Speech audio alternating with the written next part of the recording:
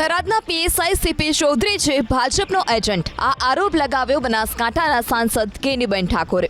ગેનીબેને દાવો કર્યો કે ચૂંટણી સમયે પીએસઆઈ ચૌધરીએ ગામોગામ બેઠક કરી અને ભાજપ તરફી મતદાન કરવા દબાણ કર્યું। ગેનીબેને પીએસઆઈ ચૌધરીને પડકાર ફેંક્યો કે રાજકારણનો શોખ હોય તો નોકરીમાંથી રાજીનામું આપીને મેદાનમાં ઉતર। આ સાથે ચીમકી આપી કે લોકશાહીમાં પરિવર્તન આવે છે, આકાઓ કાયમી સત્તા પર નથી રહેતા।